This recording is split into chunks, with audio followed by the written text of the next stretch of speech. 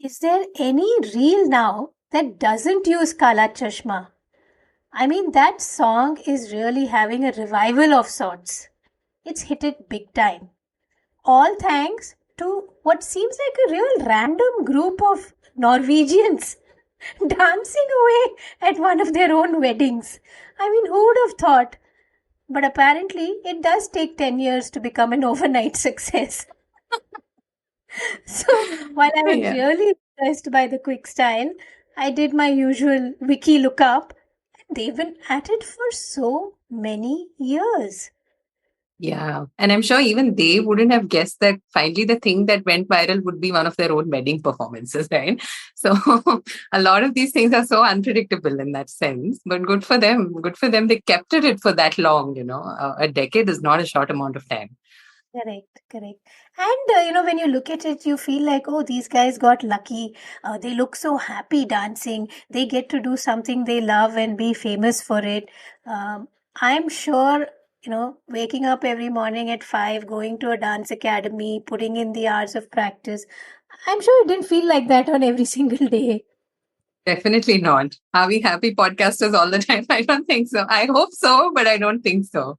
So yeah, I mean, we hear all these success stories, and you're right? Like it's so easy to think that it happened in that one moment, or it was just that one video which went viral. But then it took a decade, and in some cases it takes more. Even some of the most revered stand-up comics of our time, they've been at it for such a long time. So being a creator, being successful at something, anything at all, apparently has that secret ingredient, which is time.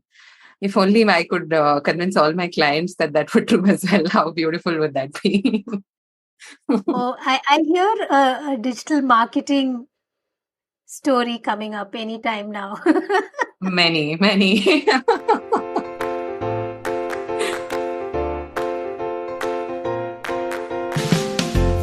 Welcome to season 2 of the Damn Good Marketing Podcast. Just saying that felt so good. And I think both of us woke up today feeling like we were out on a picnic. For the first episode, we are launching with a very interesting title, which you may have already seen, which is Why Do My Digital Marketing Efforts Keep Failing?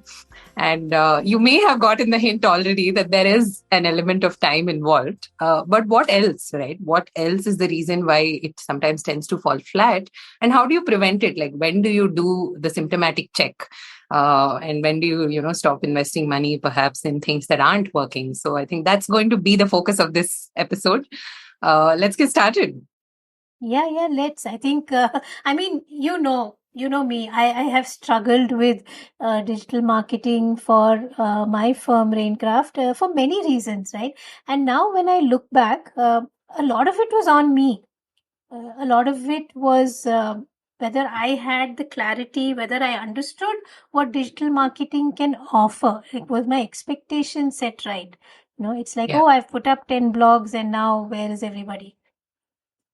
Yeah. And somehow you say it hasn't worked, but in my mind, I see it a little differently. And that's again coming down to the fact that the goals were so abstract, right? Which I think both of us, we were experimenting with for a very long time in terms of what is the end goal that would look like digital marketing success. Right. So in my mind, when I see that you've been on certain panels or you've been Yeah. doing the kind of work that you wanted to do this year specifically, it's come because of a certain amount of effort. Again, the 10 years that you put in before, which to me is kind of success. But then you are seeing the potential of what's doable and what's possible, and maybe that's where you're finding a gap, right? So I think that's the thing, right? Sometimes we set out with objectives which are a little more abstract because it's not easy to quantify, and maybe that is one of the greatest reasons why sometimes these things feel like a failure. Correct. So if I were to, you're right, I'm in a much better place now, but if I were to do it all over, right? Yeah. What is like step one? What should I be thinking about even before I say, hey, can I hand this over to an agency or to a freelancer? Hmm. I think the question you asked also requires a certain amount of business level thinking, right? It's not just functionally, is it Hmm. marketing, is it sales, is it something else? There is that aspect of what am I really wanting to do? And how do I sum up that concept as well as possible, right? So that's the two components where you obviously come in and an external person, whether it's in the role of a communications professional or a marketing professional comes in. But the first thing that has to be clear for sure is what exactly am I selling? And that is usually a very, very interesting conversation to have for us, even in workshops, because 9 out of 10 business leaders will answer that question with a very internal focus. Right. So usually I think the summary of that conversation is something on the lines of, we built this because it solves this problem, or we have seen this problem and we think it needs to be solved. Whereas I think the real question is how many people want that problem to be solved as well, right? So that's the little gap that often comes up between marketing and non-marketing roles. So to answer your question, the first step would be to just sit down and say, hey, what is this problem that I'm trying to solve? And how many people do I think have it, right? Net, and then can afford to pay for, solving it as well. So I think those are the 2-3 pillars around which I would base my, conversation. And in your case, Subha, also you had many verticals for a while, right? So the real question then does come down to which of them do I want to focus on and build out? Yeah, so I hear you. I think it's not just looking internally to say what do I have to offer, what do I want to offer, but what does my potential audience want or need, and hence, I think that's a good starting point, because once I can see that customer, once I can see the audience, then I can better cater to them in terms of my marketing efforts. The next thing, I think you may I don't know if this will touch a raw nerve here, but Okay, I'm bracing for it. Bracing for it. because I think for every digital marketer, it feels like the first response is that it'll take at least 6 months, right? And I think more so today, after 2-3 years of a very difficult environment, 6 months feels really long. It feels like the world could change and my business model could change. And what if after 6 months, what are you going to come back and tell me? It's not even like after 6 months I'm going to tell you how beautiful it is, but it's like after 6 months I'm going to tell you if we are beautiful at if all. it even works. Yeah. No, I think you're right. It probably used to touch a nerve a few years ago, but I completely empathize with that now because budgets are finite. Right. As much as we want to have an endless runway, it's not true of anybody, including us, right? Today, we run an agency as well. I think it comes down to what is happening in that 3-month or that 6-month period, right? It's not that it's a black box into which a lot of input is going and finally you open it 6 months later and find that whatever is inside is rotten, composted beyond recognition, right? So there are a lot of dynamic processes, experiments that are running during this period of time. And that's especially true. We do a lot of work with companies that are starting, at the very beginning of their journey, so to speak, right? So we really, nobody knows. There is no answer. There is no cohesive answer to what will work, right? There are many potential hypotheses around what might work. And that's what you want to be doing as well, in the sense that if I have 3 options and I try out 3 options, then I maximize my chances of at least 2 of them succeeding. So sometimes the failure of the one thing is where I think a lot of our perception and judgment also stalls, right? Because we are worried about failures. We worry about things that don't work. Wherein there are things that are taking time, but they're doing the job that they're supposed to.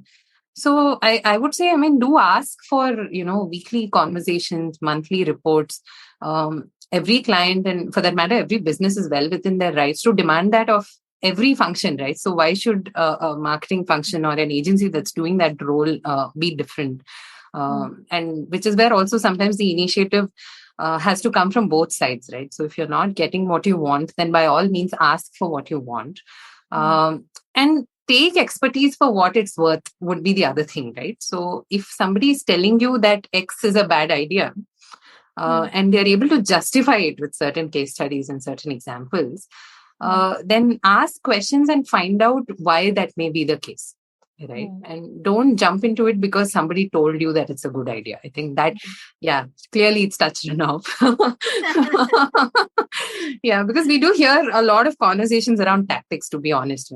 Maybe we should do SEO, maybe we should do influencer marketing, maybe we should do social media. Now, these are not things that you do, right? These are very large strategies which you essentially center your entire business around.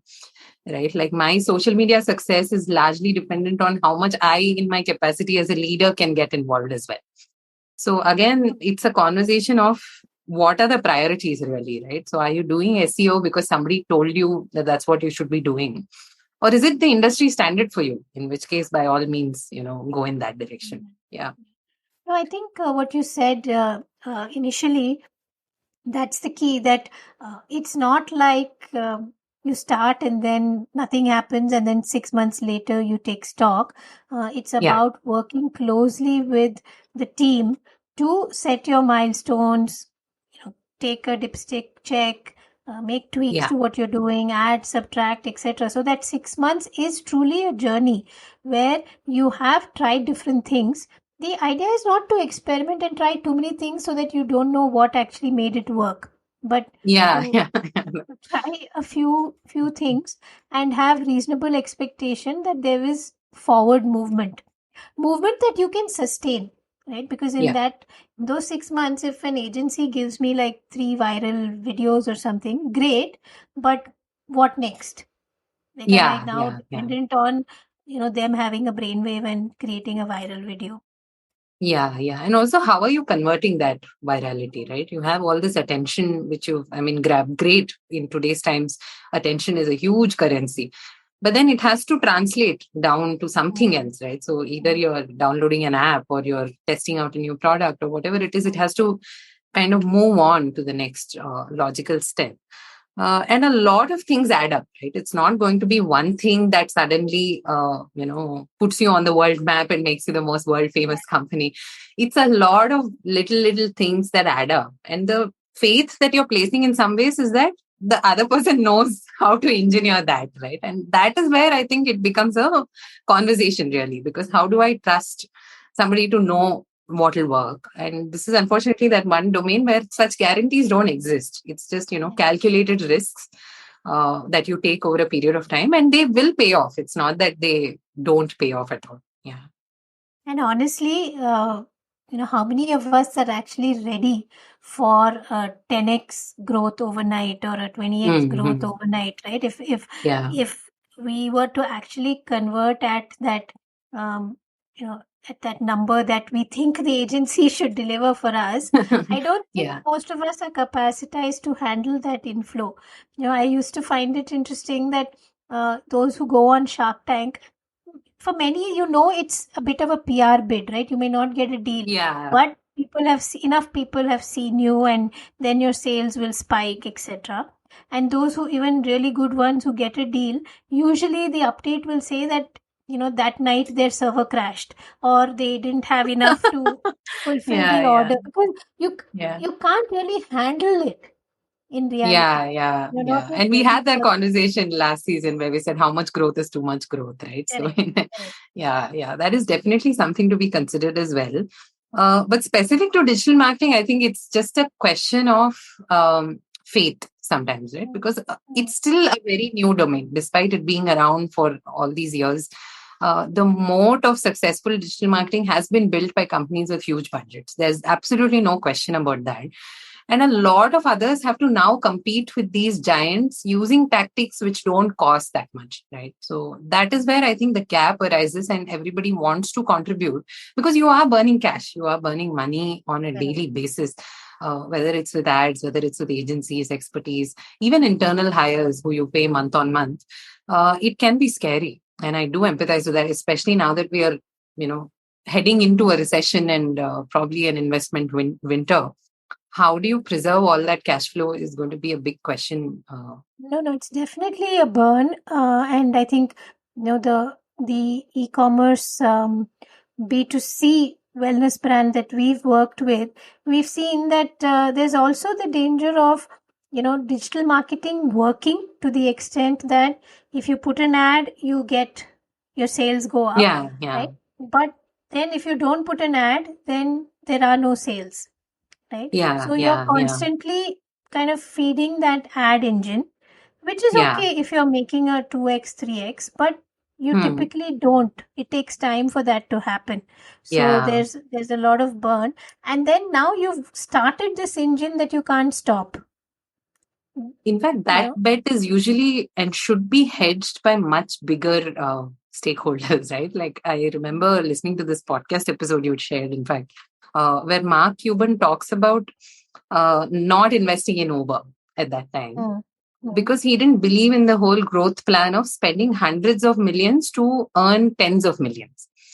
Mm. Right. So, and I think that's true of a lot of businesses. So, even if for someone to invest in something like that, the larger question then becomes, do I have the mileage to keep going until this thing breaks even? Mm. Right. And many of us don't. And I find that that's quite true of D2C brands, especially, which have not turned a revenue in the early days. Right. So, in a way, that proof of concept has not existed. And then you're right? Because results today can be measured in so many different ways. If I place an ad, then obviously it performs and it drives my sales up. But net, if it's causing me to be in the red because it's a highly competitive landscape as well, then is my digital marketing effort really resulting in results, so to Yeah. speak? And I've seen that for example, for that brand, it really even changed their USP to an extent. Like it went from taking the brand from being, let's say, a premium player or a first player who's a good aggregator of something, etc., to just a price game. Because Hmm, the hmm. ads became, we have a sale, we have 50% off, we have Yeah, this. So, yeah, in that kind of bit of urgency to attract the audience, they true. lost what was a good USP to start with, and it Yeah, just yeah, yeah, became something else.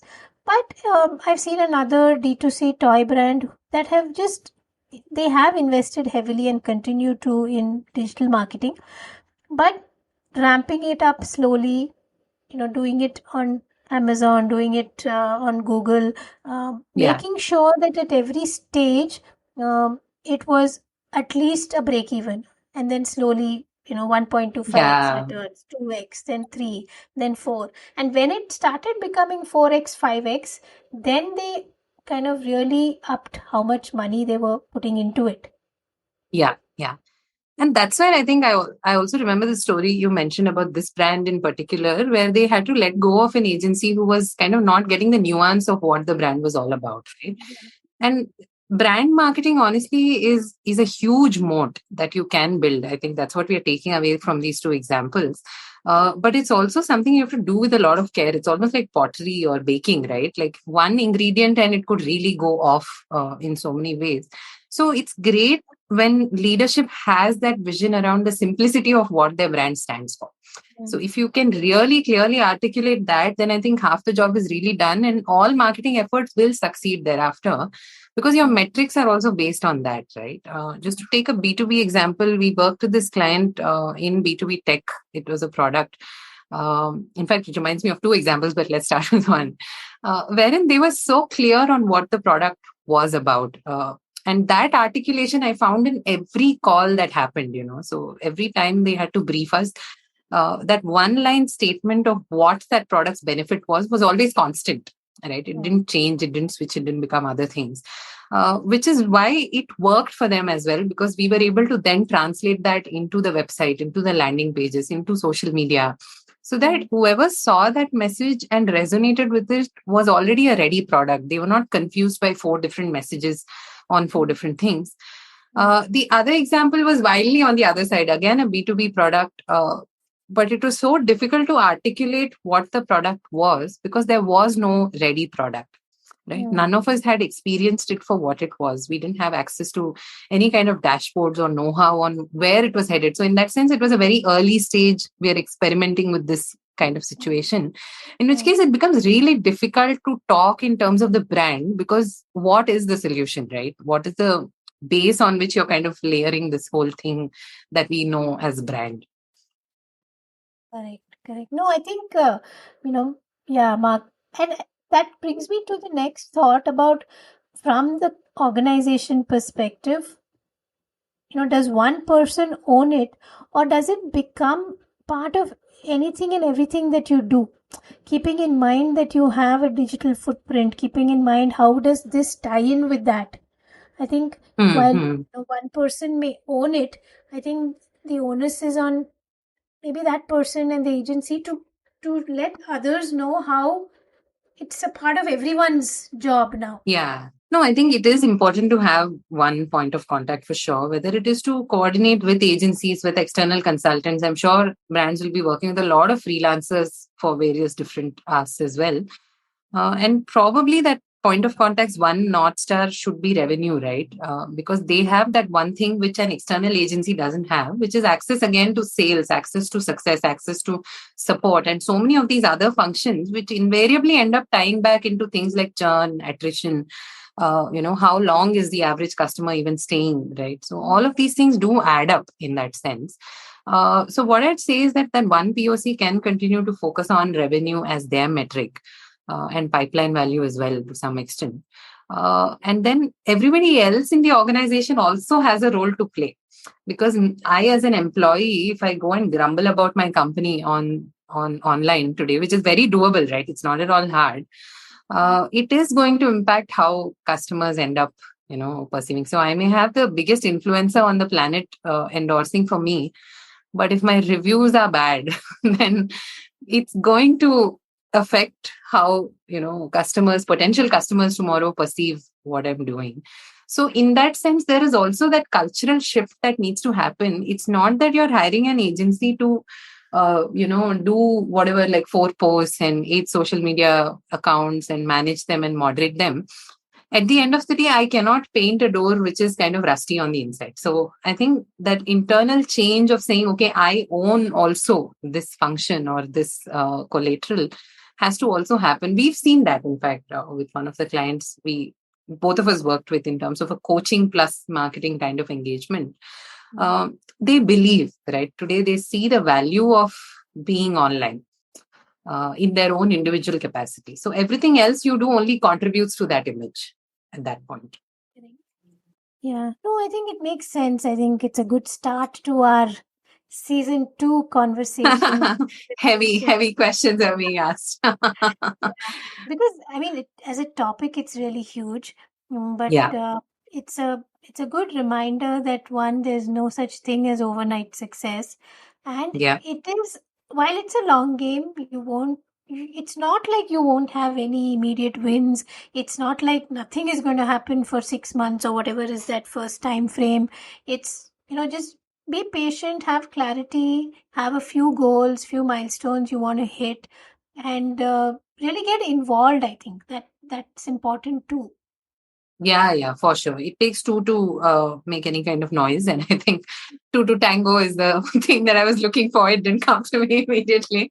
So tango away and do it on budgets that can last you for a while. So what I'd say Correct. is get clear on what your 12-month budget for a marketing exercise would be, and then go about having conversations on agencies, expertise, what Yeah. can be done in house, what can be outsourced. All of that is secondary at this point. I think where we are also economically, it's important to consider every expense as an Correct. expense until it pays Correct. off. Yeah. No, I think like anything, right? If you start grudging it every month, then it'll Oh, it's for reflect in sure, everything, for sure. your quality of interactions and the output and everything. Yeah, So yeah. yeah, it should make sense to you. Now it's time for the much awaited topic, Al. So it's the month of yay. Or nay. How we're saying yay to yay. Okay, before we confuse people further, I think we should clarify. Yeah. Kanye West, now known as Ye, is not earning a lot of fans as of these couple of past weeks. What's up there, right? Like, what happens to all the brands who like so vehemently used him as an influencer, or he ended up influencing without them even asking? So, what happens to all of those brands? I wonder sometimes. Yeah, no, but that's a tricky space, no? As a brand, you invest a lot of time, energy, and definitely a lot of money into certain individuals. And I think it's something that needs a constant relook. Like, are we still aligned? Is the Yeah. person and the brand still aligned? Are they doing you good or something? I mean, genuinely, over a period of time, they may not be beneficial to your brand anymore. Multiple kind of brands that I've worked with in the sustainability, eco-friendly space, we had to think so hard about even approaching someone to do a post or to do Yeah. just one story or something, because we weren't sure what they otherwise kind of did in their life, right? Yeah. So Yeah. they support us, and then let's say 2 days later they're kind of seen, even drinking with a plastic straw was a no-no from our brand Mm-hmm. perspective, right? And, Mm-hmm. and that could do us harm.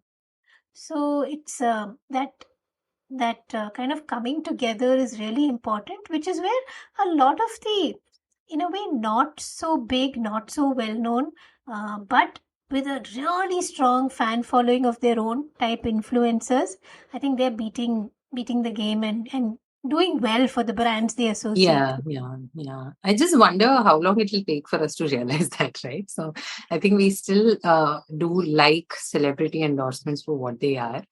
And they do add a lot of value, especially if you're trying to give that brand a jet fuel kind of push, right? Sometimes you do need somebody with a huge brand presence to come in and kind of push Mm. in competitive markets, especially. But first of all, not all of us have the budget for a Bollywood celebrity, or and a lot of us don't have a budget for a Bollywood celebrity and Right. everything that it entails. So a lot of these creators then are defaulting to the next logical, and I think in many ways the good thing to do, which is to focus on good content, right? Correct. Something, because why are we doing all this? Why are we using an influence in the first place? Because we believe that their values resonate with a certain audience. So if you can do that with content, and if you can do that with people who are known for producing that content, then why not, right? I remember posting about this on LinkedIn also. There's a very attractive song around the Indian wedding ecosystem. We should add a link to it in the show notes because people will be dancing to it. And it's a very funny take on how, people spend a lot of money on the shamyanas and the, attire and the glitz and glamour. But then it turns out gulab jamun nahi tha, right? So all the guests are quite disappointed. So I can totally see that as such a beautiful segue into the whole wedding season campaigns that, Manyavar Yeah. does, for example. Because we've done the whole, turn up in traditional clothing. For example, we've seen Ranveer, be his usual self. We've seen Virat be his usual self. I think now it's time for something fun, right? Like sell me on the idea of, investing in all these fancy clothes. Correct, Yeah. correct. No, and even just as you were speaking, I was thinking like big brands do tend to spend big, but some of the memorable stuff was probably very unintentionally. For example, just the Vodafone pug, right? I'm sure the Hmm. poor pug didn't get a penny. The FL girl, who, what Yeah. they spent on was Rahman and the tune, right? But what really worked was the Airtel girl and how irritating she was. Yeah, Right? Like she I was know, poor thing. everywhere. Yeah, and then Yeah. they very nicely did an ad on how she called herself irritating. Right? And Yeah, yeah, yeah, it was yeah. a nice series where you really worked with that character that you had created. Yeah. And that wouldn't have worked if the girl was an Alia Bhatt or a Deepika, right? You couldn't Hmm. kind of put her Have in the all these same. situations and camping with friends and doing whatever, and you Yeah, couldn't do all of that. So there's a lot of value in the traditional kind of storytelling yeah. with these influencers. Um, True, you're right. And somewhere I'm, as a consumer, also finding that dissonance. Say, for example, when Deepika campaigns for a Levi's now, something about it feels a little unapproachable, right? In mm, my mind, Levi's is just a casual jeans kind of brand, which I should be able to access whenever I wanted. But somehow Deepika's brand value has exceeded, everybody's and even probably her wildest expectations, to the point where I just don't see it as an approachable brand anymore, somehow in my mind. Likewise with this footwear brand called Fizzy Goblet, and their entire marketing strategy revolves around the number of celebrities who wear their shoes, which is just something they do, right? Like I wear Nikes, they wear Fizzy Goblet, so it's like that. But it really works for them because they are a premium footwear brand and therefore in the aspirational category. In fact, recently they brought in Kareena Kapoor Khan and a couple of other very famous fashion influencers from Instagram. So when it finally came down to doing a campaign, there was only one celebrity, so to speak. Everybody else was either a lifestyle influencer or a fashion influencer or the girl from BuzzFeed. So I think people are perceiving the world around them in so many different ways. It's no longer the domain of the big. Like, for example, Kareena does a lot of sponsored posts on Insta, and for me, each one of them doesn't kind of hit the right note because I see it for what it is, that it's a paid sponsorship. Yeah. X paid her more than Y, and hence she's doing X. Yeah. There's absolutely no other connection that I feel towards between her and that brand, and or the fact that she's really genuinely excited about this, etc. That's just the impression she's created because she was like, oh, I won't be on social. Then she came on social and then she said, I'll do my own thing. And now suddenly there's money. And like, so every other post is kind of an endorsement, and you don't know what to believe. Yeah. So I'd rather watch, a brand promo done elegantly in his own way, but by Naresh or Ayush Shraddha, where, you feel connected to the brand offering. Yeah. And that's where your whole positioning, it's a whole other conversation, right? And I think really it begets the question because so many of these influencers, first of all, they come at a huge price point.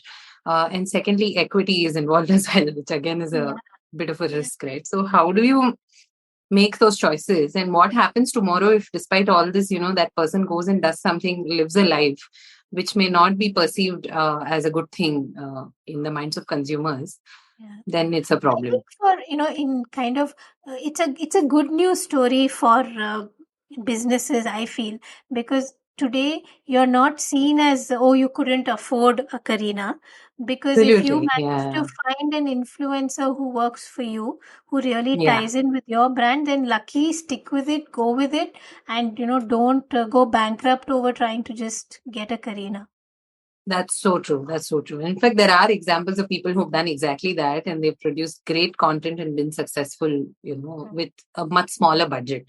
So that is the true success of digital marketing, right? Like if you had to spend the same amount of money here as well, then what is the point? I don't see the value of it.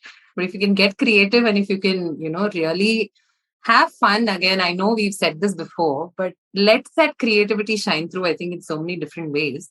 There are many, many success stories and proofs of concept, and we could be the next ones. Who knows, right? Oh, there's so much joy in your face when we can speak. For sure. I can't diss my own bread and butter. It got you so excited that digital marketing was, being spoken of well. For once. So here's to more, speaking of well, and I think solving very tactical issues. We have email marketing, we have social media, we have content, we have brand, which I think begets a much, much wider conversation than it's probably getting today. And where do we learn, right? How do we grow, and what goes on inside an agency? I think so many exciting things to unpack this season. I'm definitely excited. Totally. And folks, do let us know what you want to hear about, what you want us to chat about, and we're happy to dig in and do our homework and come back to you with some interesting so much. We've actually blocked calendars for homework, guys, so it's time you send us some questions so that we have something to do. We're not just watching TV instead of doing what we're supposed to do. So see you here soon, and thank you so much for tuning in to episode 1 of season 2. I like saying this so much, of the Damn Good Marketing Podcast. Bye.